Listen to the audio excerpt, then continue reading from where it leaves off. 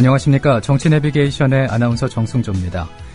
불임 사건과 유서대필 사건에 대한 재심에서 나란히 무죄 판결이 내려졌습니다. 각각 33년과 23년 만에 사건 조작의 진상이 밝혀진 건데요. 사회에 커다란 충격을 몰고 왔던 사건의 진실들이 뒤늦게나마 바로잡혔지만은 당사자들이 감당했을 고통을 생각하면은 진실규명이 늦어도 너무 늦지 않았나 그런 생각을 해보게 됩니다. 진실을 지켜내야 할 당시 사법과 언론이 제구실을 못한 점도 되돌아봐야겠습니다. 2월 14일 금요일 정치내비게이션, 먼저 날씨부터 전해드리겠습니다. 오늘 전국에 구름이 가끔 많을 것으로 보입니다. 강원 영동과 경북 동해안, 경북 북동 산간 지역은 대체로 흐리고 눈이 오다가 아침에 점차 그치겠고, 강원 영동은 낮까지 이어지는 곳이 있겠습니다. 아침 최저 기온은 영하 5도에서 영상 2도, 낮 최고 기온은 2도에서 10도의 분포를 보이겠습니다. 국민TV 라디오 정치내비게이션과 함께하고 계십니다. 월요일부터 금요일까지 매일 아침 7시면은 만나보실 수 있습니다. 자기, 아이폰 줘봐. 좋은 거 깔아줄게. 어이, 김씨, 갤럭시 S 내놔. 이거 내내 켜놓고 다녀봐. 좋아. 국민TV 라디오 스마트폰 앱을 깔아주세요. 혼자 듣기 아까운 방송 모두에게 골고루 듣게 해주세요. 아이폰은 앱스토어에서, 나머지 안드로이드 폰은 구글 플레이에 접속하셔서 팟빵을 입력하시고 팟빵 앱을 다운받으세요. 국민TV 라디오가 언제 어디서나 깨끗하게 들립니다. 어때? 좋지? 이게 진국이요.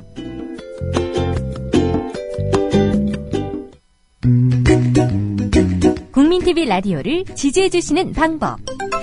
팟빵 홈페이지에서 총 4가지를 클릭해주세요. 다운로드하기, 별점 주기, 구독하기, 댓글 달기. 기억하셨죠? 다운로드하기, 별점 주기, 구독하기, 댓글 달기. 더 좋은 방송을 위한 최고의 응원. 다운로드하기, 별점 주기, 구독하기, 댓글 달기.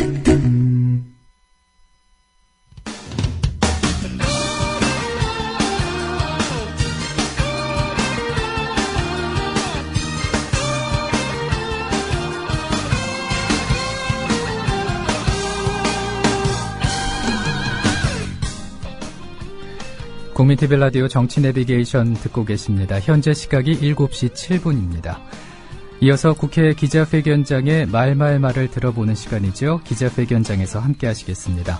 오늘은 동물원법 통과 촉구와 관련한 기자회견장으로 안내합니다.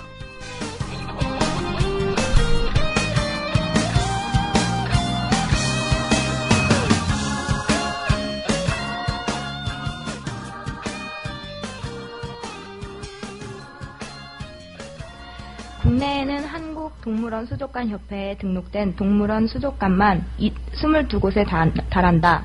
KACA에 등록되지 않은 중 소규모 동물원과 체험 전시장을 포함하면 그 수는 훨씬 웃돈다. 그럼에도 불구하고 국내 현행법에는 적정한 사육 환경이나 관리 등 동물 복지에 관한 규정을 명시하고 있는 법률이 단 하나도 없으며, 동물원은 도시공원 및 녹지 등에 관한 법률, 자연공원법 및 박물관 및 미술관 진흥법 상 각각 교양시설, 공원시설, 박물관의 한 종류로만 분류되어 있을 뿐이다. 동물원의 운영과 관리에 대한 명시적 규정이 없다 보니 동물원들이 자체적으로 마련한 내부 방침만을 따르고 있어 일부 동물원 동물들은 고유한 생태적 습성을 표현할 수 있는 최소한의 서식 환경과 관리 및 수의학적 치료를 제대로 제공받지 못한 채 방치되고 있다. 주주동물원의 바다코끼리 학대 사건을 비롯한 동물원 내 가혹행위 의혹이 끊임없이 제기되고 있으며, 맹수를 연중 좁은 실내 전시장에서 전시하거나 사회성의 고도로 발달한 영장류와 돌고래 같은 특별한 관리가 필요한 종을 좁은 공간에 분리 사육하는 등 최소한의 처우조차 받지 못하고 있는 사례가 계속해서 문제로 지적되고 있다. 영국, 호주, 뉴질랜드, 덴마크, 체코 등 해외 다수 국가들에서 동물원의 운영과 관리에 대한 사항을 법으로 규정하고 있으며, 해당 규정들은 단순히 동물의 생존을 보장하는 차원을 넘어 전시동물의 신체적, 정신적 복지 및 동물시설 관리자의 안전과 보호 역시 충분히 고려하도록 권고하고 있다. 이에 동물보호 시민단체 카라, 동물사랑 실천협회, 동물을 위한 행동, 동물자유연대는 동물원 동물들이 필요한 최소한의 복지를 보장하고 있는 장하나 의원 발의 동물원법이 원안 그대로 조속히 통과될 것을 촉구하며 이를 위해 환경노동위원회가 빠른 시일 내에 공청회를 개최하는 등 동물원법을 주요하게 논의해 줄 것을 요청한다. 신속한 뉴스, 정확한 분석, 또 하나의 공정 언론. 국민TV 뉴스가 여러분 곁에 있습니다. 뉴스.국민.tv 국민TV 뉴스에서는 국민TV 라디오의 모든 콘텐츠를 읽고 들을 수 있습니다. 뉴스메이커의 생생한 발언을 담은 인터뷰 녹취, 기자들이 발로 뛰어 만든 현장 리포트, 날카로우면서도 깊이 있는 칼럼, 국민TV 뉴스의 특징입니다. 인터넷 이슈의 출발점, 국민TV 뉴스. 지금 접속하세요. 뉴스.국민.tv 미디어 협동조합 국민TV에서 만듭니다.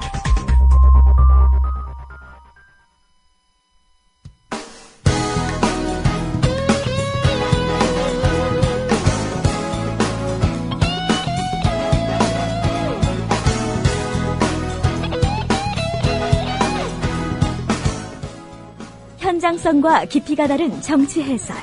지금 여러분께서는 국민TV 라디오 정치 내비게이션을 듣고 계십니다. 진행의 정승조 아나운서입니다.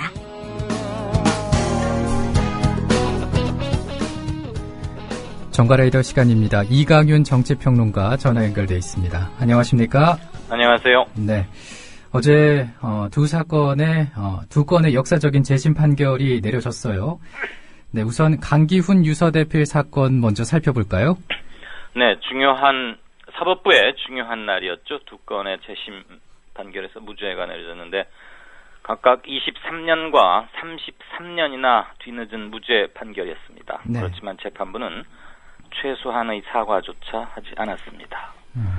강기훈 유서대필 사건과 영화 변호인의 실제 배경이 됐던 불임회 사건 재심에서 무죄 판결이 내려졌는데요. 투옥 그리고 억울한 수감, 출소 후에 김기설 씨, 23년 전에 자살했던 분입니다. 서강대에서. 김기설 씨 자살 방조와 유서대필자라는 냉대 속에 청춘이 다 흘러가 버린 강기훈 씨, 지금은 간암과 투병 중입니다. 무죄 판결 후에 당시 나를 불법 수사했던 검사들 목소리 듣고 싶다고 했지만 아무도 반성이나 사과하지 않았습니다. 강기훈 씨에게 누명을 씌운 것도 그리고 누명을 벗겨준 것도 국과수의 필적 감정이었습니다. 동일한 글씨의 유서 한 장을 두고 정반대의 해석이 내려진 거죠. 이번 재심 과정에서 국과수 전 직원은 뒤늦게 허위 증언을 인정하기도 했습니다. 한편 어제 인터넷에서는 이런 조작 사건, 정치 사건 담당자들 처벌하는 법 만들어야 하는 거 아니냐 이런 지적 크게 일었습니다. 네. 강기훈 씨 수사와 기소 판결에 참여했던 사람은 지금 뭐하고 있습니까? 네, 당시 법무부 장관 김기춘, 현 청와대 비서실장입니다. 검사들 그 뒤로 승진내 승승장구를 거듭했는데요. 당시 직접 담당 주임 검사였던 곽상도 검사는 요 직전까지 청와대 민정수석 지냈고요. 네. 남기춘 검사 역시 서울 서부지검장을 거친 뒤에 현재는 변호사로 활동하고 있습니다. 한편 당시에 욕설 강압 수사로 악명이 높았던 신상규 주임 검사는 이후에 광주고검장, 그러니까 검사장 자리인 거죠. 꽤 높은 자리입니다. 차관급. 네. 광주고검장까지 지냈고요. 강신욱 부장검사는 그 어렵다는 대법관 자리에까지 올랐습니다. 한편 당시 최종심에 관여했던 윤영철 대법관은 나중에 헌법재판소 소장까지 됐습니다. 헌재 소장이라 그러면 우리나라 법조계 최대의 어른이자 사법부 최고의 명예직입니다. 이렇게 다들 떵떵거리면서 잘들 살고 있고 잘 나갔습니다. 이번 판결에 지난번 20몇 년 전 판결에 관여했던 어떤 판사는 이번에 기자가 찾아가서 어떻게 된 거냐 물어보니까 하도 오래돼서 기억이 잘 안 난다. 다른 사람한테 물어보라.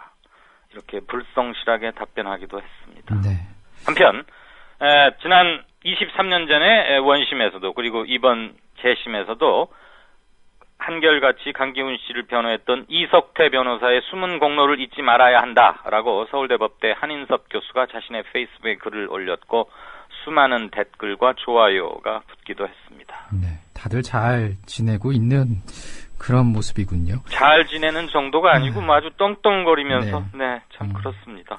근데 20여 년 전 당시 이 사건을 기바로 해서 당시 운동권을 도덕적 파탄자로 몰고 갔던 사람들도 있었죠? 그렇습니다. 대표적인 게 시인 김지하와 박콩 당시 서강대 총장입니다.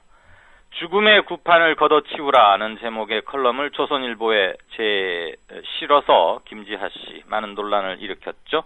그리고 박콩 당시 서강대 총장은 워낙 괄괄하게 할 말 안 할 말 가리지 않는 독특한 성격의 신부인데 죽음을 조장하는 음험한 세력이 있다 이러면서 당시 운동권에 도덕적 치명타를 안긴 글이나 발언으로 사회에 충격을 주었던 기억이 아직도 생생합니다. 많은 분들 기억하실 겁니다. 그들 역시 어제 무죄 판결이 났지만 아무 말이 없었습니다. 네. 불임의 사건도 간단히 짚어주시죠. 네, 최근에 1000만 이상의 관객이 들어서 유명해졌던 영화 변호인을 통해서 많이들 아실 텐데요. 노무현 전 대통령이 세무 담당, 돈 잘 버는 변호사에서 인권 변호사, 그리고 정치인 노무현으로 거듭나는 과정에 결정적 계기가 된 사건을 다룬 겁니다. 부산 지역의 대학생들 독서회 모임을 용공 조직 사건으로 날조한 대표적 사례입니다. 사건 발생 33년 만에 불임의 사건 관련 5사람에 대한 국보법 위반 사건에 대해서 역시 어제 무죄 판결이 내려졌습니다. 그 5명의 관련자들 고 노무현 변호사에게 다시 한번 깊이 감사드린다고 말했습니다. 지금이라고 사법부 분위기가 크게 달라진 건 아닙니다. 며칠 전 어느 재판부는 김용판 전 서울경찰청장에 대해서는 무죄 판결을 내렸고 한편 다른 재판부에서는 쌍용차 해고 노동자들에 대한 해고는 무효다, 원직 복귀시켜라 이런 판결이 나오기도 했지요. 같은 날 사법부 참 묘한 곳입니다. 사법적 진실은 하나라고들 알고 있는데 공부 잘하고 시험 열심히 잘 쳐서 판검사 된 사람들 중에는 진실에 대한 개념이 일반 사람들이랑 제법 좀 다른 사람들 상당히 있는 모양입니다. 네, 분위기를 좀 바꿔보겠습니다. 오늘 남북 고위급 2차 회담이 속개된다고요? 네네. 아무튼 간에 남북 양측이 특히 북한 측이 대화 의지는 아주 분명하고 강력합니다. 오늘 고위급 2차 회담이 열리는데요. 북한 측이 어제 오전에 우리 측에 전통문을 보내서 몇 시간 뒤 그러니까 어제죠. 오후 3시에 만나자 이렇게 당일 연락해 온 것을 우리가 그거 너무 촉박하니까 하루 미뤄서 내일, 그러니까 이제 자꾸 오늘 내일 헷갈리게 돼서 미안합니다만 오늘 오전 10시에 보자 이렇게 해서 다시 만나게 된 겁니다. 이산가족 상봉 문제, 그리고 한미 군사 합동 훈련 문제, 그리고 지난 이명박 정부 이래 계속되어 오고 있는 우리의 5.24 대북 제재 동결 조치 이런 것들이 지금 남북 주요 현안인데요. 논의될 가능성이 큽니다. 일부에서는 이렇게 북한이 적극적으로 나서고 고위급 회담이 열리는 걸로 봐서 남북 정상회담 얘기도 나올 수 있는 거 아니냐 이런 추측도 하는데 이런 공개적인 자리에서 그런 말까지 나오기는 힘들 겁니다. 통상 관례상 정상회담 관련 얘기한다면 그런 건 비밀 접촉 통해서 진전될 겁니다. 어쨌거나 북한의 조평통 원동현 부부장 수석 대표죠. 평양으로 안 돌아가고 개성에 머물면서 평양과 계속 전화 연락하면서 이번에는 어느 선까지 얘기할까 이렇게 조율하고 있습니다. 배수진 친 건 확실합니다. 네. 앞서 있었던 고위급 회담에서는 소득 없이 끝났는데 하루 지나고 바로 만나자고 이렇게 연락을 해온 걸 보면 그렇습니다. 네, 북한이 대화에 매우 적극적인 게 아닌가 그런 생각이 듭니다. 네네. 당연히 그런 추측이 가능하고 사실로 확인이 되고 있습니다. 북한이 또 한 번 우리한테 손을 내민 건데요. 지난 8일 북한 국방위원회가 청와대 국가안보실에 통지문을 보내서 고위급 접촉하자 이렇게 제의한 데 이어서 12일 접촉이 사실상 결렬로 끝났음에도 바로 다음 날 다시 그러지 말고 다시 한번 만나자 이렇게 우리 측에 제안한 거죠. 네. 이번 고위급 접촉에 대한 북측의 적극성이 읽히는 대목입니다. 북한은 애초부터 일회성 한 번 만나는 접촉이 아니라 여러 차례 만나는 것을 염두에 뒀고 그러니까 12일 날 팽팽하게 끝났던 첫 만남은 탐색전으로 여겼을 가능성이 상당히 높아 보입니다. 북한은 이번 고위급 접촉 과정에서 기존 관례를 깨고 우리 측 요구를 수용하는 등 적극성을 보이고 있습니다. 원래 북한은 접촉을 제한하면서 비공개로 하자 그랬지만 우리가 아니다. 그러지 말고 언론에다 공개하자 이랬더니 좋다. 그럼 그렇게 하자 했고 장소도 원래 남북한 지역 한쪽을 왔다 갔다 호혜 평등의 정신에 입각해서 이렇게 하지 않습니까? 네. 그런데 우리가 지금 두 차례 모두 우리 측 지역 평화의 집에서 하는 거 수용했습니다. 그러니까 자질구레한 걸로 뭐 말 오가지 않겠다는 태도입니다. 때문에 북한이 이번 고위급 접촉을 통해서 구체적이고도 가시적인 성과를 내려는 의지가 강하다. 이런 분석이 당연히 나오고 있습니다. 네. 북한의 이러한 적극성은 남북관계 개선을 통해서 주변 정세를 안정적으로 관리하겠다. 그래서 경제에 좀 신경 쓰겠다는 김정은 제1비서의 의도가 강력하게 반영된 것으로 보입니다. 네. 그 미국 캐리 국무장관이 박근혜 대통령도 만나고 통인시장에 가서 떡볶이도 사 먹던데 갑자기 왜 온 건가요? 네, 어제 보니까 뭐 시장에 가서 떡볶이 집어 이렇게 먹던데 나무젓가락질을 제법 잘 하더군요. 아, 그렇군요. 오바마 미국 대통령이 4월 달에 방한하게 됐다. 이런 얘기도 좀 직접 건네고 이건 뭐 외교 관례상 예의이기도 합니다. 네. 그리고 중국 가는 길에 지금 들린 건데 북핵 문제를 다룰 육자회담 무조건 하지는 않겠다. 즉 대화를 위한 대안은 없다. 북한이 육자 테이블로 나오기 전에 위해서는 반드시 양보를 해야 한다라는 것을 서울에 와서 또 한 번 강조했죠. 평양 들으라고 하는 소리 다분히 많습니다. 북경에다가도 메시지를 준 것이고요. 네. 또 한편 지금 한일 양국이 역사 문제 갈등으로 아주 심각하지 않습니까? 요거에 대해서도 과거로부터 벗어나자 현재와 미래가 중요한 거 아니냐, 전진합시다 이렇게 언급을 했고, 뭐 일본 가서도 같은 소리 해야겠죠. 네. 지금 이 문제로 동북아 질서가 극도로 혼미하고 강경 대립 상태 아닙니까? 특히 중국과 일본이 아주 첨예하게 대립하면서 잠재적 화약고 상태라고 해도 과언이 아닌데 미국 상당히 곤혹스러울 겁니다. 오바마 대통령은 한일, 특히 뭐 일본의 식민 지배 등 아시아의 지난 과거사 문제에 대해서 어느 한쪽, 즉 가해자인 일본이나 또는 대표적 피해자인 우리나 중국, 나머지 기타 아시아 국가들을 어느 한쪽을 일방적 편들기는 부담스러울 거입니다. 그러니까 직접 대화해서 잘 풀어가세요. 뭐 이 정도로 말할 가능성이 대단히 높습니다. 네. 그 청와대가 천혜성 안보전략비서관을 한 주 만에 전격 경질한 것과 관련해서 네. 뭐 천혜성 미스터리다 뭐 이렇게 또 기사가 나오기도 하던데. 그랬죠. 통일부 직원들이 부글부글 끓고 있다면서요? 네, 상당히 격앙돼 있습니다. 어저께 지금 방금 앵커 말씀하신 대로 천혜성 통일부 출신 비서관의 청와대 비서관 돌연 철회 후 통일부로 원대 복귀를 했다는 거 말씀드렸지 않습니까? 네. 뭔가 있다 이랬는데 지금 청와대의 대북 외교 안보 라인을 군인 출신들, 대장 출신들, 이른바 대북 강경론자들이 지금 꽉 장악하고 있죠.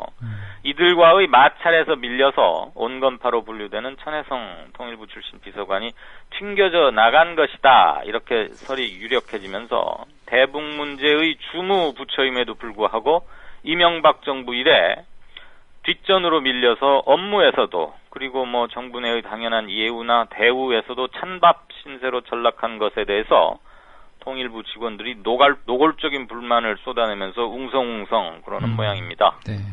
청와대에서 이렇게 말했지 않습니까? 천혜성 비서관이 워낙 일 잘하는 사람이고 통일부가 돌려보내주세요. 이렇게 강력히 원해서 그냥 보냈다라고 발표했는데 네. 이거 말도 안 되는 설명이고 기가 차다고들 하고 있습니다. 그리고 자신들의 보스인 6.1제 장관에 대해서도 우리 집 아들이 밖에 나가서 억울하게 맞고 돌아왔는데 항의 한번 제대로 못하고 찍소리 못하고 있다. 뭐 실세라 그러더니 실세 아닌 것 같다 이러면서 입술이 삐죽이 나와 있답니다. 그렇군요. 대통령학으로 유명한 고려대 함성득 교수 재판날 갑자기 외국으로 나가버렸다면서요? 그러게요. 네, 유명 대학 교수도 도피성 출국 이런 거를 하나 봅니다. 글쎄요, 뭐 유명 대학 교수라고 뭔가 뒤가 캥기거나 그러면은 크게 다르지가 않은 것 같습니다. 네. 우리나라에서는 비교적 생소한 대통령학으로 꽤 이름을 많이 얻었던 교수고, 그 김영삼 전 대통령의 아들 김현철 소장하고 뭐 이리저리 친하다고 그래서 뭐 아무튼 좀 꽤 그쪽 방면에서는 그쪽 동네에서는 유명한 사람인데요. 네네. 알선 수재 혐의로 재판을 받고 있는 사람 있습니다. 고대 행정학과 교수인데 네. 항소심 그러니까 2심이죠. 선고 당일날 돌연 해외로 가버렸습니다. 어제 서울 서부지검 등에 따르면 한 교수는 항고심 선고가 있었던 지난 7일 오전 갑자기 캐나다로 가버렸습니다. 한 교수가 법정에 나타나지 않자 재판부는 구금하기 위한 구속영장을 발부했습니다. 그리고 그날 하려던 선고는 본인이 없어 안 와버렸기 때문에 오는 18일로 연기했습니다. 검찰은 함 교수가 귀국하는 대로 영장을 집행하겠다고 말했습니다. 하지만 지난 11일 함 교수의 변호를 맡아온 대륙아주라는 법무법인에서 변호인 사임 신고서를 제출한 것으로 밝혀지면서 그러니까 더 이상 변호사 안 맡겠다는 거죠. 네. 야, 그럼 이거 도피성 출국이 아니냐 이런 의혹이 불거지는 겁니다. 함 교수는 정부 고위 관료와의 친분을 내세워서 인터넷 광고 대행사를 하고 있는 윤모 사장한테서 한 8천만 원 가까이, 정확히는 7,850만 원 상당의 금품을 받은 혐의로 지난해 4월에 불구속 기소됐는데 그해 9월 열린 1심에서 돈을 줬다는 윤 대표 진술의 신빙성이 별로 좀 왔다 갔다 오락가락 한다 하면서 무죄를 선고했습니다. 네. 그러니까 검찰이 이거 말도 안 된다. 그래서 지금 다시 2심에 올라와 있는 건데 어쨌거나 1심에서 자기에게 유리한 무죄 판결이 나왔으면 그럴수록 당당하게 2심에 응하면 됐을 텐데 유명한 학교 교수가 갑자기 뭐 도피성 이런 거 아무튼 말이 좀 많습니다. 그렇군요. 그리고 이제 육사 지방선거와 관련해서 시끌시끌한데 새누리당이 전당대회를 지방선거 전에 하느냐 후에 하느냐로 시끄럽다면서요? 예. 일반 시민들한테는 이게 무슨 소리인가 싶고 왜 저런 걸로 시끄러운가 하는데 정치를 업으로 하는 사람들은 좀 신경을 많이 쓰는 문제입니다. 이것 때문에 의원총회가 열렸는데 친이명박계, 친박근혜계, 친이 친박 또는 주류 비주류 이렇게 말하고 있죠. 네. 세게 붙었고 결국 결론을 못 냈습니다. 수적으로는 친박계가 우세한데 친이계들이 강력하게 대들고 나서면은 뭐 잘 안 되기도 합니다. 지금 황우여 대표를 비롯한 새누리당의 대표 집행부 임기가 5월 15일로 끝납니다. 네. 그럼 되게 당연히 바로 하는 게 맞는데 한 보름 뒤인 6월 4일 날 지방선거가 열리지 않습니까? 그러니까 큰 선거가 코앞에 있으니까 그 직전에 전당대회 열어갖고 당력을 뺄 거 있느냐 그러지 말고 7월 30일 국회의원 재보선까지 치르고 8월 달에 하자 이러는 게 지금 친박계 주류 측의 얘기입니다. 네. 그러니까 비주류에서는 그 말도 안 된다. 그러면 석 달 이상 비대위 체제로 가면서 큰 선거 2개를 하잔 말이냐. 그리고 8월 달에 새 집행부가 들어서면 그 임기가 2년이니까요. 네. 이 사람들이 2016년 8월까지 하게 되는데 아시다시피 국회의원 선거가 2016년 4월에 있게 되지 않습니까? 네. 그러니까 8월 달에 들어설 집행부 아마 여기서 친박계가 이길 확률이 상당히 높아 보이는데 이 사람들이 다음번 국회의원 선거 공천권까지 행사하겠다는 거 아니냐. 그러니까 우리 못 들어주겠다. 빨리 원칙대로 하자. 이렇게 맞선 겁니다. 그렇게 팽팽하니까 결론이 안 났는데 홍문종 사무총장이 회의 끝나고 밖에 나와서 기자들한테는 뭐 별거 아니야. 곧 잘 될 거야. 8월 달에 하는 걸로 다 입장 정리가 됐다고 뭐 이런 식으로 말했다가 항의를 세게 받고 뒷머리 극적했습니다.